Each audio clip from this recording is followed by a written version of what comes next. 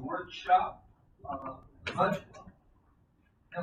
Okay, so I want to move back to city manager and city clerk budget. I want to speak page 5 of the budget. We'll start on that page.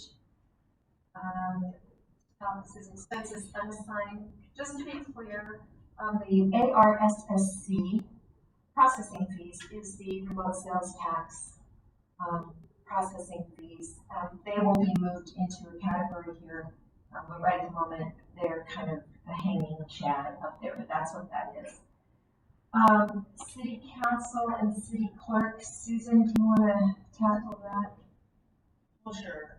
All I did for council was to add back in some money for travel and stuff, which we haven't done in years, but I keep trying to encourage you guys. I think AML is more than just classes. I think there's networking and other stuff that, but I can't force you to go. But if we have a little bit of the budget, at least it'll seem a little bit easier to send you. Or even, we don't have lobbyists anymore, so does it mean trips to Juneau during the session if necessary? I mean, that could be what travel expenses are in council budget as well. The other thing I did a little bit more on the dues and subscriptions, which is just because our actual has been a little bit higher each year. It's what we pay AML for being a member. It's based on our population. I think the mayor one, I just added in a little bit of more travel as well. Nothing exorbitant, but obviously at least you can pull something out if you wanted to.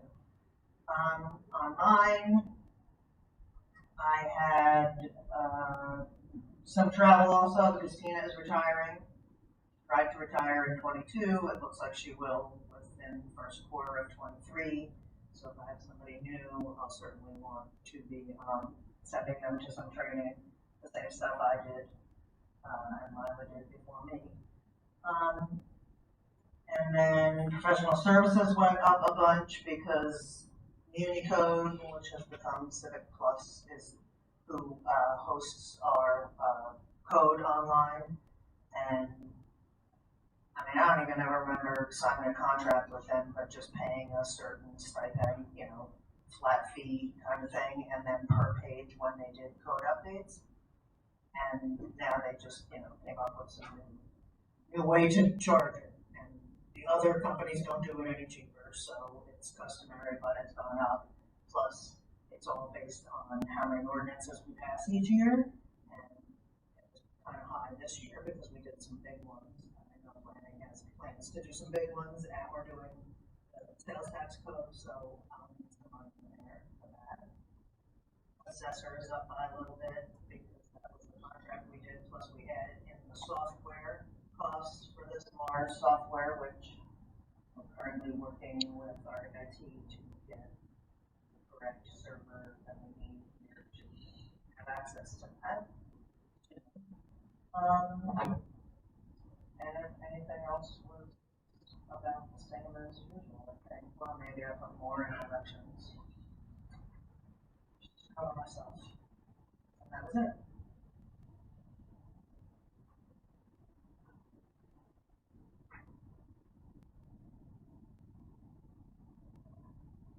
For the clerk.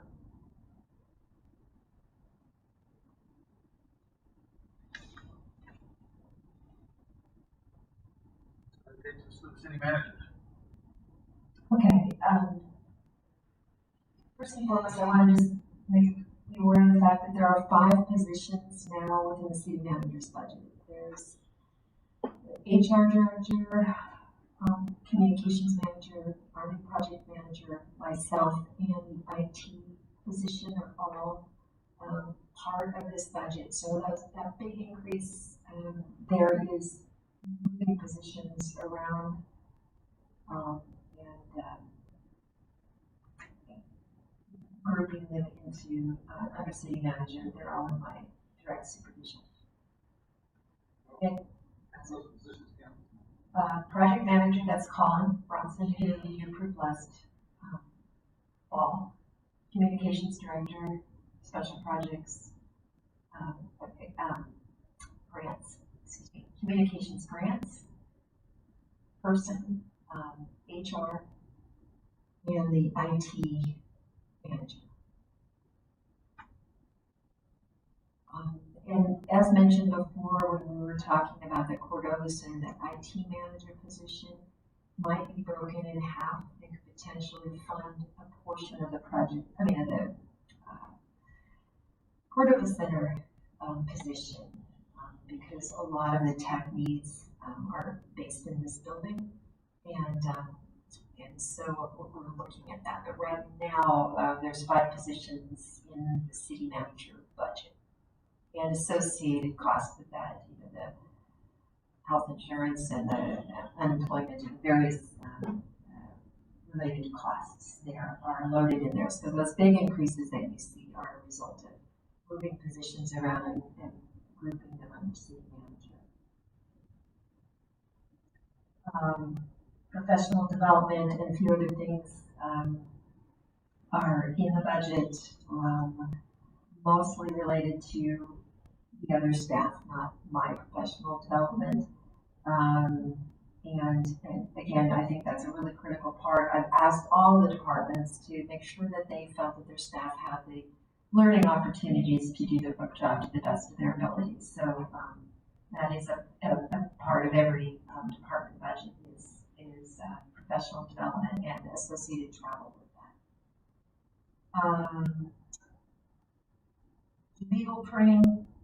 Legal printing, advertising. This is really advertising. So this is the Cordova Times. It's any communications that we're doing, because again, the communications position is under my department. So all communications related to public noticing and everything is listed here under advertising. Probably I'm going to just turn that into just advertising. Legal printing is not 25,000. This is all about advertising. And then the contractual services line. Last year, I had asked for a bit because I thought, well, we might need some more help, and that number is going down to about $10,000. So again, not a whole lot of extra stuff. It's really movement of people under my department. I also want to share with you, because I did run numbers, the budgetary impact of the CBA, the collective bargaining agreement obligated increases and exempt position increases, so existing staff, plus the new positions that are requested by the various departments.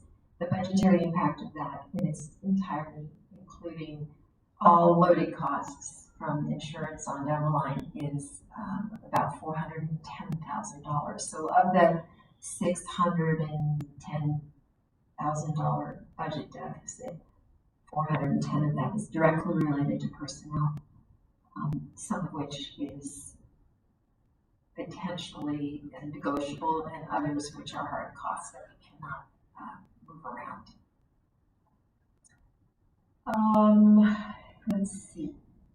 Finance department. We are continuing to try to refine and improve our ability to do our work. Don't have a finance director, and we're using our existing staff and trying to get them trained up so that they can provide the level of service we need so that we can make good decisions and have the information we need to make those good decisions. To that end, the professional services line is high because we are getting extra support from accounting experts and folks who understand the software that we use to try to help us get the information we need and help our staff get up to speed with that, and to double check the work because we need a high level finance person to do that. So that is the most significant change here in the budget, is that professional services line. and we'll just keep trying to up our game in the finance department. So those are the extent of that area. If there's any questions on any of that, I'm open to that now.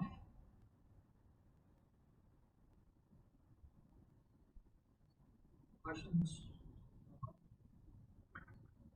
No? So, going back to the employees, we need a finance person. That was the one of the five that you had in there? I don't know. No finance under city manager. No, and then in the finance department, we don't have a Not budgeted. finance director, right? Okay. So the project manager, is that, I know we discussed that, but is that basically going to be for this harbor project, and then that'll be like a 1 or 2 year thing, or is this going to be a full-time further job? As right now, my focus is on that individual is really looking for opportunities to take advantage of all the infrastructure money that is available, and so it's a 3-year, 4-year window that those resources will be available, and the project manager is going to be the on-the-ground person for the harbor project, and with the communications grants person, we'll be mining every opportunity that we can to get resources to town through the infrastructure funding. And then wasn't the HR grants, wasn't that used to be one position? HR and grants used to be a position, but 2 years ago we broke it out and made it communication and grants. And the HR director is really a full-time job. It's if it's done right, they're working full-time, and I will say that is definitely the case. So communications and grants, that's the position that Curtis Fincher had for a couple of years, and we replaced him. And then our project manager is a new special position to help with the harbor project and also lead the charge for the infrastructure funding that's available and matching up projects that we have with those resources. Okay, so this budget, we're adding 8 people full-time, and we're adding 1, 2, 3, 4 people half-time, and our budget is $1.7 million more than it was last year. No, wait, I don't think we're adding 8 positions. Well, library, or the museum, that was 1 full-time, right? What I'm showing is a DMV clerk that was added this past midterm, but we can add that as a new position.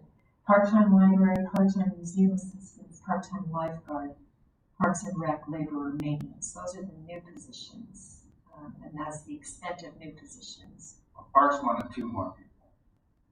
They have the rest. Right. So Yeah, there's a list. Personnel, there's a bullet point. just going off of what I asked tonight. I think this has it all. I think part-time and full-time. The ones that are under city manager, none of those are new positions. Those are just existing positions that have been, one has been moved, the IT person has been moved over.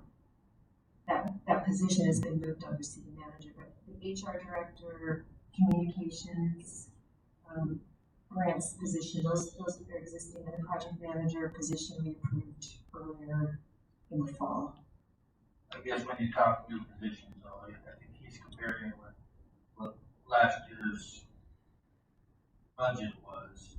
There are some other new positions that we've approved throughout this year that are included in that. It wouldn't be in our, Yeah, but the only one current that's, numbers. yeah, the only one that's full-time is the project manager position. Communications, HR and IT are all existing positions that have been funded in previous budgets. Well, so what I mean is when I asked the parks guy, I said, so what are you looking for? He says, yeah, I need 1 more full-time maintenance person. I need a half-time lifeguard. I need a half-time rec aide. Right. And then when I asked the library, I said, well, we need 1 more full-time for the museum, Cordova Center, and a half-time. No, the museum is not new, the full-time. replacing the director. And museum asked for one part-time, library one part-time, parks had one FTE, one part-time, DMV one part-time, and Cordova Center one FTE, so that comes at 4.5.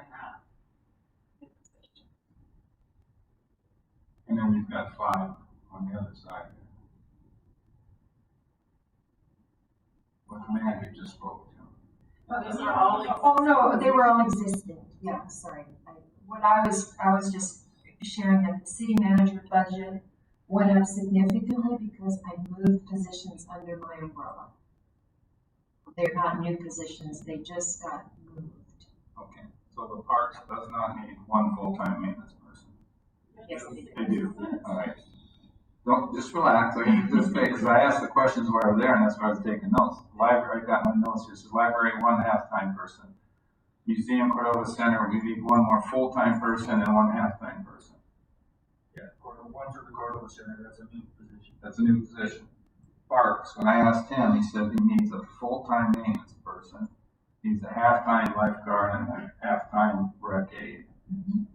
So there's another full-time position, all right. So the DMV clerk was built earlier this year, and it's carrying forward, so it's not a new position because they already filled it. But in terms of new positions, the Cordova Center position for sure, the rec aide, full-time labor maintenance person, part-time lifeguard, part-time museum assistant, part-time library. Mimi's position needs to be filled. It's not a new position, it just is going to be vacated when she retires here. Right, so her position will get filled, and there's 1 more position. So we're almost 1.7 million over last year's budget, and $600,000 short. So how did we get so much further ahead of last year's budget? I know some of that you said relates to cost of employees, the budget. So right now, as I said, there are $410,000 in increases in labor, based on the CBA, and increases to existing exempt labor. And then there's the added positions, and I'm just trying to see what I've got for that. So out of that, let's just round figures out of that 1.7, so we should take 4 out of that. So now we're 1.3 that we got to account for, right? For added cost. I think if you're looking at added cost, you look at the full number. Yeah, that's what I'm looking at. And I know there's added cost in there for fuel and other things. I'm just trying to drill down how we got. So the added cost of personnel that increases 400,000. is 410,000. Yep. And then everything else falls into the category of everything is costing more. There are some hard costs related to stuff, if you will. I mean, I'm just looking. There was have all the things, equipment, firefighting equipment and furnishings, those kinds of things. Some of those are new to the budget. They don't come up every year. So the $400,000 cost of bargaining, I guess the bargaining units that they're saying, the cost.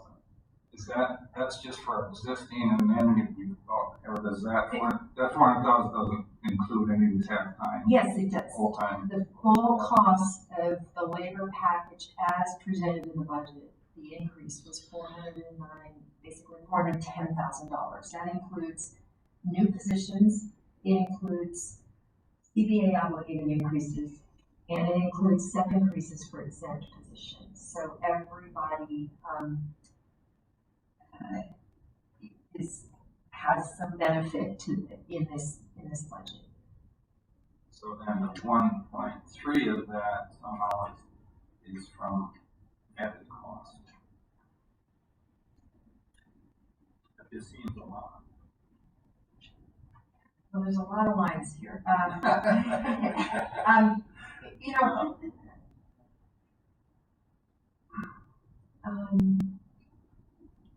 I'm just trying to get my hands wrapped around. Yeah. But we're all in the same boat, so,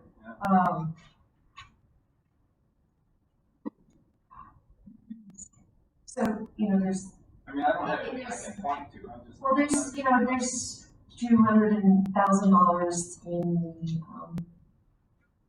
school budget above and beyond what was in the listed 2022 budget. Now, we did make an adjustment mid-year this year to bring that up to close to 2 million, but I think the amended budget numbers probably don't reflect every single amendment or a change that was made to the budget through council action. So it might be, I would say it is misleading.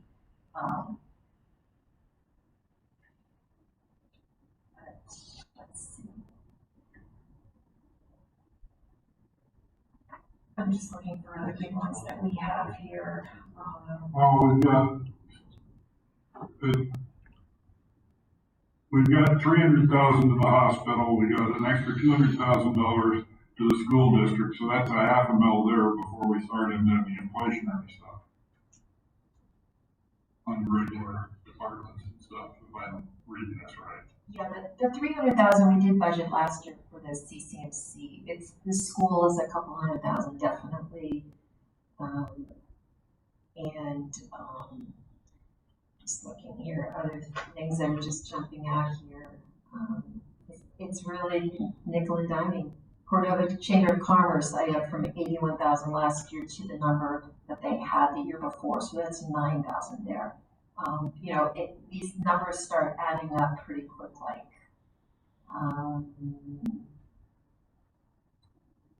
transfer the capital projects fund that went up $150,000, and that's for the matching requirements. So it doesn't take very long for me to get to 800 just visually.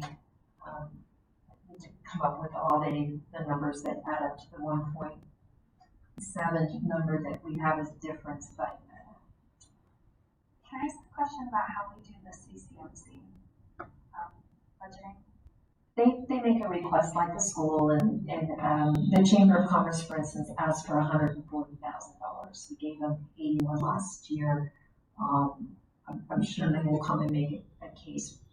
And CCMC, I think Dr. Sanders, when she was here last time, said we were just going to ask for the same amount we did last year. So that's kind of. We budgeted say $300,000 and we give them $300,000. No, or do they? They typically say we have a project where we've given them some flexibility about how to use it. If they need it for operations for some reason, they could use it for that. Last year they used it for a very specific project. It's just available to help. Kind of. Okay. Yeah, I for the wasn't sure if we hospital. were just Yeah. kind of We don't spot in our budget, so then when they have requests, we already have a line item for Yeah. it, or if we don't write them a check. 3,000 to them. Okay. Yeah, they come to us and say, hey, we've got this project we want to do, we need to have that, and that's when they use it. So the potential exists that they won't ever touch this, but right at the moment, they haven't. I mean, we went from when I first started, we had over $1 million, we were subsidizing them, and so now it's more of a capital kind of thing.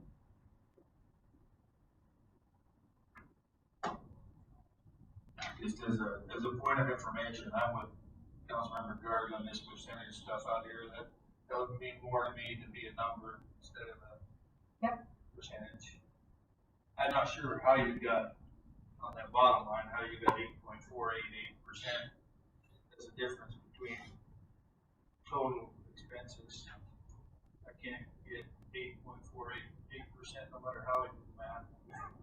But maybe I wasn't checking old school math either. Well, I will say that 14% by my calculation.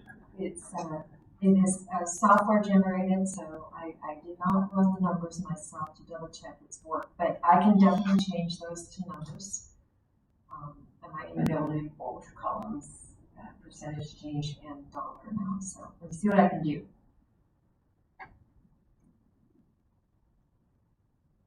So, back to the revenue side, the next steps, in order for us to, make some movement towards getting you a budget that you're comfortable with, I do want to talk a little bit about around the revenue side.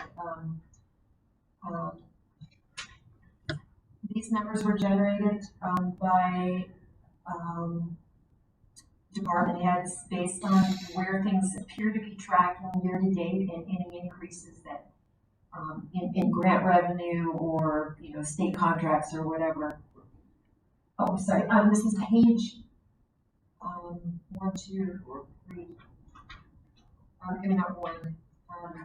2, 3. It's on the back of they're on the backs. Sorry, they're copied on the back. So the back side of page 1 has the revenue numbers.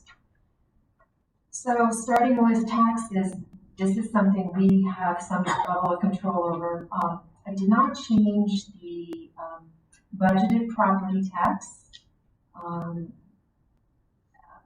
That's something that we have at our disposal if we want to go in that direction. Penalties, interest, those are just sort of, we'll just see what happens. Who's going to pay on time, who isn't. But in general, over the years, the numbers that are listed there are within a range that is reasonably comfortable. The remote sales tax numbers are coming in high. I'm sure all of you have participated in remote purchases. So this is a reasonable number to consider. Third quarter already, we're pushing up over 400,000. So, and sales and use taxes, we're tracking pretty well there as well. So, but I didn't really change the number of budgeted from one year to the next. I don't know if we get more tourism. We're just kind of holding steady with the public accommodations, vehicle rental surcharges, alcohol, tobacco, all those sorts of things are based on prior year, where we expect this year to come in prior year experiences. In lieu of tax payments, that's a real number. Hard number, those next two lines, 415 and the 6, and the rest of them are, who knows, flexible. Business tax licenses and taxi for hire, keeping them pretty much the same. And then we get down to the raw fish tax. If you recall last year, we decided to do a rolling average, 5-year average of the raw fish tax. This year, the number will be 1182622 based on the rolling average of the last 5 years. Last year's number was 117312 because the rolling average last year was that number. So we kicked out the last 1 year and added a new and came up with a new average. The actual number that we got was $1.4 million for last year's raw fish tax. So the contribution that raw fish tax is making to the budget this year is less than we actually received. But again, we're being conservative, rolling average. Then we'll have, if there's a bad year, like in 2021, we got $728,000. There's a year like that, we will have funds in reserve held to kind of keep that average number contributing to the budget. Haven't budgeted anything for COVID ARPA. We have some resources there. Can you detail that just a little bit more? We haven't received the ARPA funds yet either, right? No, we haven't. We have them. They're in the bank. We have them in our bank. Yeah, Okay. yeah. What we have to do is allocate and expend them so that we can do a final report. We're reporting to the state. We're required to demonstrate how we spent it. Okay. I think before a really good finalization of any budget, we need to know the balances in all of those accounts. There's one number. What's the number in the general fund? What's the number in the general fund reserve? Oh, you mean the balances in the bank accounts? Yeah, Okay. yeah. Because that 1.9 billion in school on debt reimbursement is in our bank account somewhere where, so. I can have a balance We sheet need for the those, next time. we need those Yep. balances so Okay. that we know, because I still have a personal problem with there being $5 million in the sweep account. That's just insane to me to have that much money in a sweep account when you're maybe sweeping at most $100,000 probably in any given time. I mean, I don't know.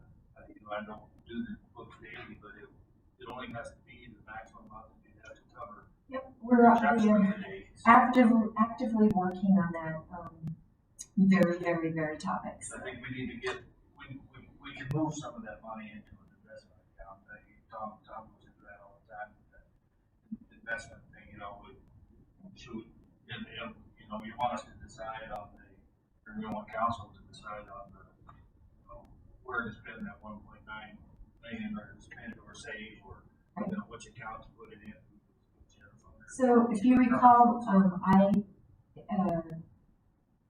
early summer, we had an entity called CashVest make a presentation, and they've analyzed all of our accounts, they've analyzed all of our expenditures, they've analyzed all of our returns, they've analyzed all of our costs based on national averages.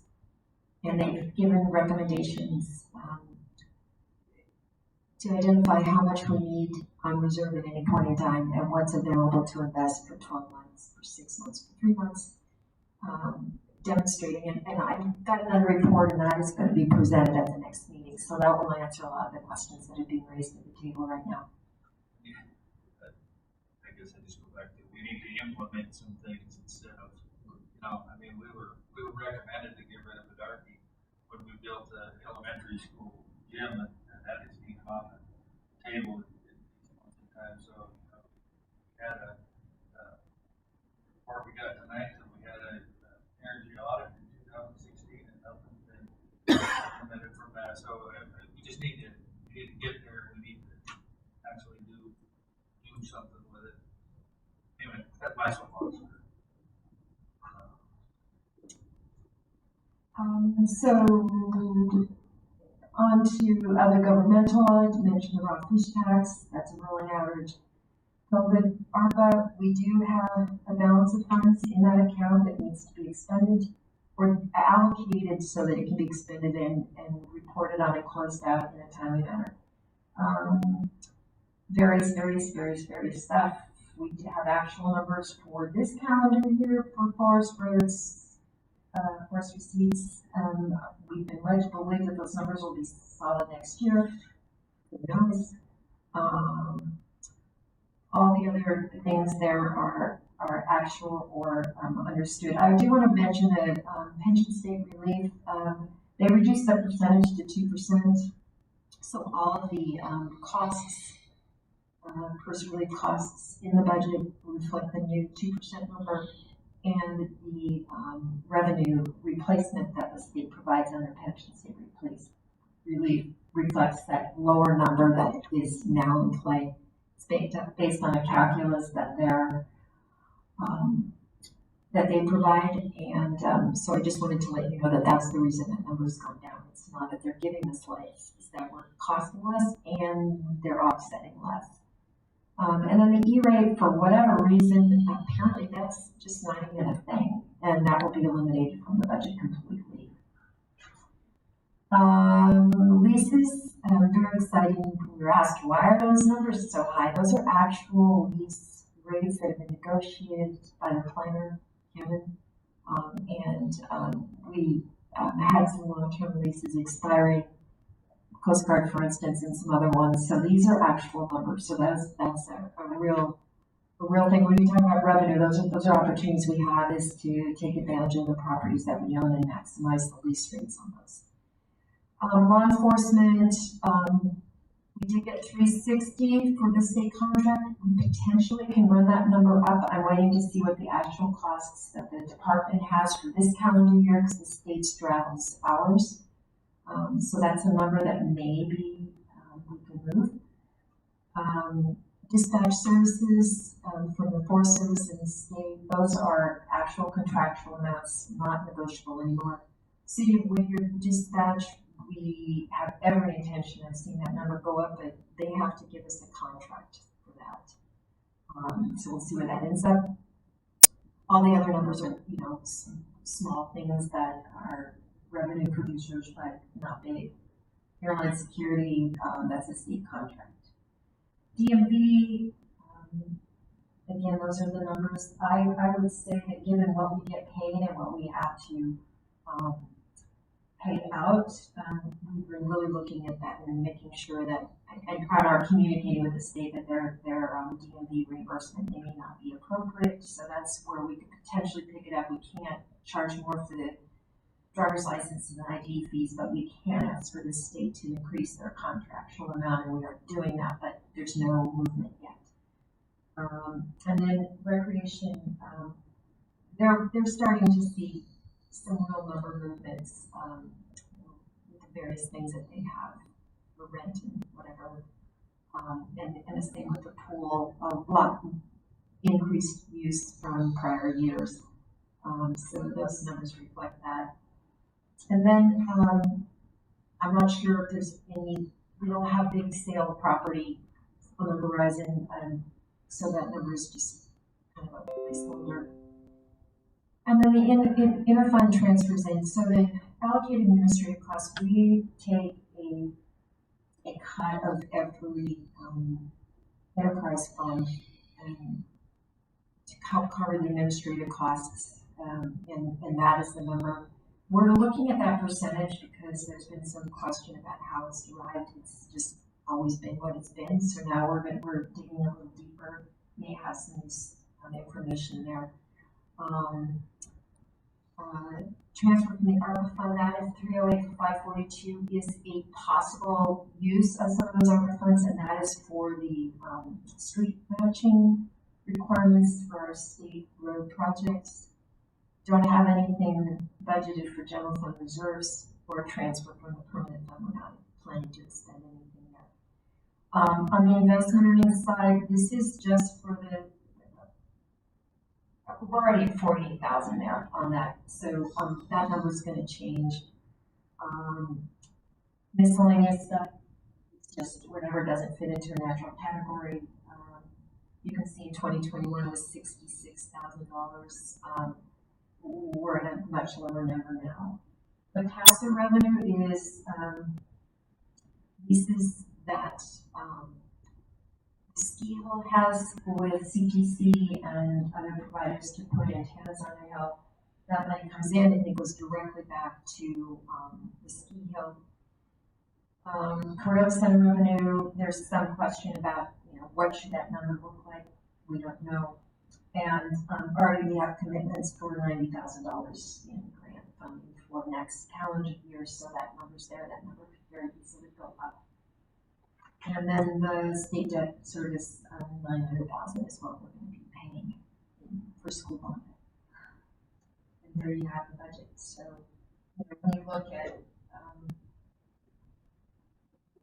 there's close to $525,000 right there in school bond debt difference on the amended budget for 22 and actually for 23, because the state wasn't giving us those numbers. So that's a big part of that number you were just asking about, Tom, was how do we get 1.9 million? Well, there's almost 600,000 right there.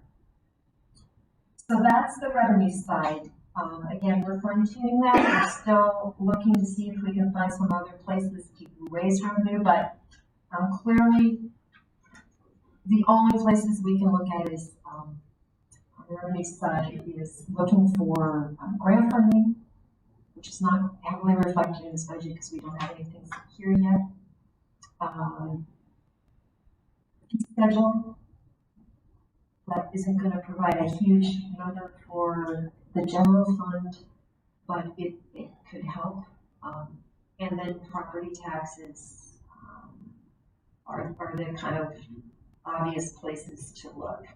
Again, we're actively seeking funding for projects, and we would peel off an administrative cost for that. That would help subsidize the general fund administrative budget. And that's kind of the overview of where we are right now. I guess, when we talk about how do we collect this $600,000, I would propose using a portion of those ARPA dollars.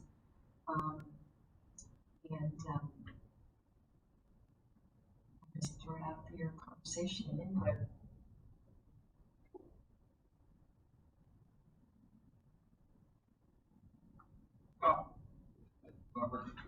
$600,000. And yeah, we can draw money out of the bank, we can use our funds, but this is gonna be $600,000 next year too, so we need a long-term solution. Either we have to cut back on where we're spending, or we're gonna have to come up with some more revenue. And you've done a great job picking up some grants here and there, but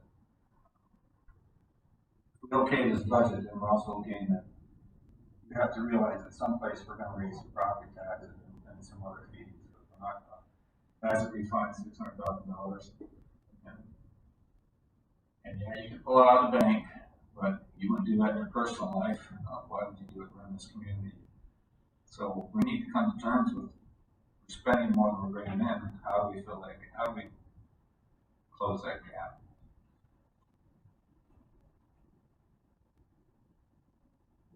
And I don't have the answer.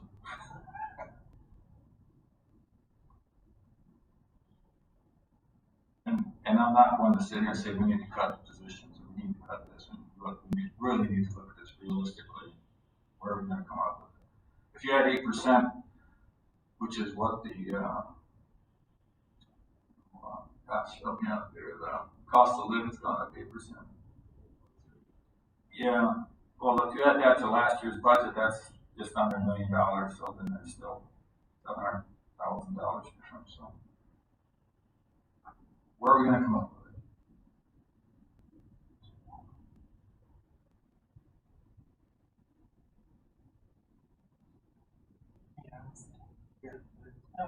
So just as some clarification, I never forgot that. I guess I'm not remembering the schedule. Maybe are we planning to meet next week, or we are? We can meet anytime. You guys can set a schedule that works for you. Well, I'm in agreement with Mr. Mayor Allison that I'd like to see the balance sheet. Wish we could do a fee schedule sooner rather than later. I can get the balance sheet as early as tomorrow. That's easy. The fee schedule, as was suggested, that some of the boards and commissions have met and actually have made recommendations. We can bring those to the table easy enough.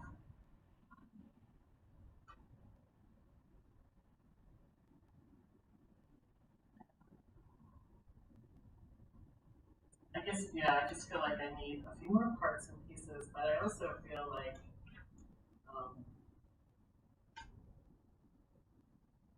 I hate to say this because I know Anybody there, or have I lost everybody? I'm not speaking up loud enough for you. Can you hear me? You finally got something there. Okay. So I still think, as much as I hate to say it, travel and training, there are some things that could potentially be cut. They're not going to make a big difference, but if staff could go back through and see if there's anything they could defer for one more year. I just think that that Tom's right. Oh, those words hurt. But we are living beyond our means. For the record, I'm laughing. And so, but I still kind of feel like former city manager Lanning took us down this drastic path then we had COVID, and there's this rebound that's happening, but I think Helen's leading us on a better path. We can get to a better point, but I think all these things that we've talked about tonight, like the sweep account, I agree with that, the balance sheet, you know, just looking long term, I think we can do this, but it has to be sustainable. And that's where I guess I don't want to cut employees either, because for me, that's like cutting off your nose to spite your face, because we need those bodies to help us make revenue. And I just think, and I also think in the revenue category, I would increase a few things too. Maybe not the mill rate, but other things. So I just feel like we're getting closer. I think there were some really good points made. I need a little bit more information. I'd really like to see the fee schedule. So why don't we do this? I'll try by Friday to get the balance sheet and proposed fee schedules that have been circulated through various boards and commissions that are generated from the departments. And not only the fee schedule, but what that anticipated revenue would look like. So it's not just you're going to charge $350 for a pool membership or whatever. What does that mean? So we'll try to get those numbers at the latest by Monday. I'll get you that. The second thing I think is important is that based on not only the balance sheet, but things that we're doing to manage and move money. So there are some things that are coming up. The $5 million-ish, $5 million bond for the harbor, we're going to put in the gamblet investment pool because it's funds that can be drawn immediately. You're not locking it for 3 months or 6 months or whatever. We need it to be available, but it's still earning interest, and that's the Alaska Municipal League's investment pool. We signed up to participate in that in 2004, and they have much better return rates than a bank. We need to be able to write checks out of it immediately, and that fund allows us to do that. So there's some things that are already in play that are will be coming to you guys, including the recommendations that are coming out of that cash vest report, and some things that we're doing. So I'll make sure you're up to speed on that.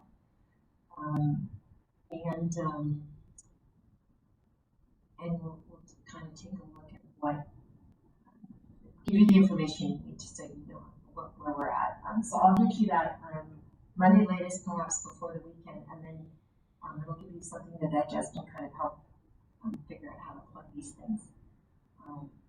And again, I'm going to refine this document so that it's clear, that it gives you the changes, but I'm also going to highlight those things that are radically different from last year's budget to this. For instance, the school bond debt, we budgeted $350,000, we're getting 900 and something. So those numbers, I think, I was struggling a little bit earlier to answer the question, why is it so much more? And those are the numbers that are driving some of those fairly drastic changes between last year's budget and this. So I'll make sure that that's clear for you all, and then I'll ask, as Kathy just suggested, I'll ask everyone to make a quick run through one more time, take a look at the budget and see if there's any way they can find it. If everyone found $10,000, it'd be $100,000 like that. So let me see if I can get some pay attention going on there. And is there any other things that would be helpful for you all for the next work session? So the Parks and Rec, trying to follow along everything he's saying, right? It sounds like, I wasn't quite sure if there's some delayed maintenance things he's trying to take care of, or at least like one-time thing. Not that I'm talking about taking money out of his budget, but it'd be interesting to know, like, you mentioned you have to take care of a few things. So if they take care of them this year, is he going to have those costs next year? Is this, you know what I'm saying? Yeah, like, almost like a capital project type that you got to. I think it's less about that as maintenance. For instance, this year, a huge amount of, I shouldn't say huge amount, much more than usual amount of graffiti, damage to the park benches and then the breakwater, the boards were broken. It's like, that isn't normal wear and tear, that is actual physical damage. There was graffiti, people threw the park picnic table off the boardwalk gazebo and went into the water. So they're having more issues with that kind of stuff than normal, and one person can't do it all. And people are complaining, you need to do this, you need to do that. And I was getting a lot of complaints, and it was all around vandalism and other things, plus normal wear and tear. And Duncan was like, I have one person. I need this different. So I would say wear and tear and everything else is really the driver, and vandalism, not one-time things. Well, that's the first I've heard of vandalism, so let's get the word out to the public. Try to get people afraid, maybe some eyes on some of this stuff that happens. For the next meeting too, could we get a breakdown of the mill rate, or current mill rate, maybe even a factor out what that means per $100,000. So I think it's relevant to our, when we start talking about taking on the cost, and the community needs to understand what these costs are. So.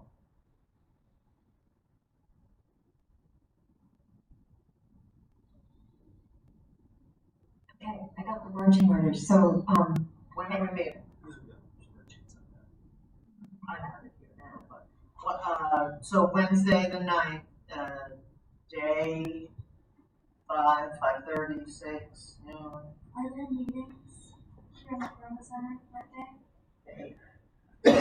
Not the night? Oh, the 9th. And Okay, 'cause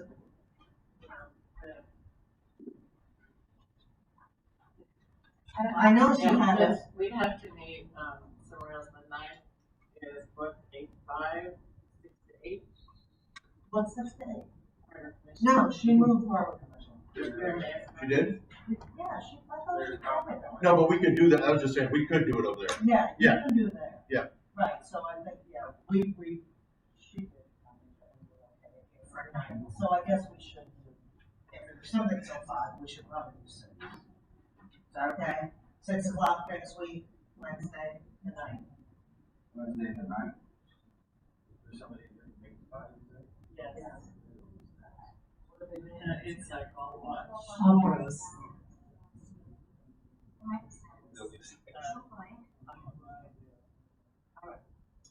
Are you dying to be fed, is that what you're saying? No, I'm just.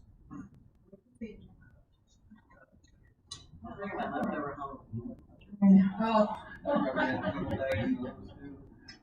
Alright, but you guys have to all answer me as to who's gonna actually be here, so I can get the right amount of food.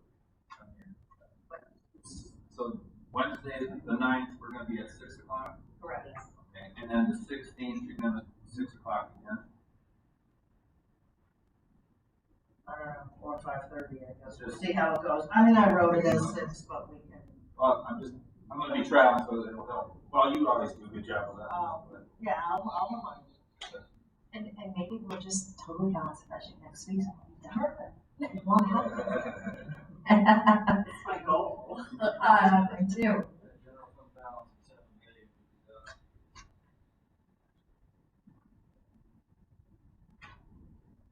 Okay.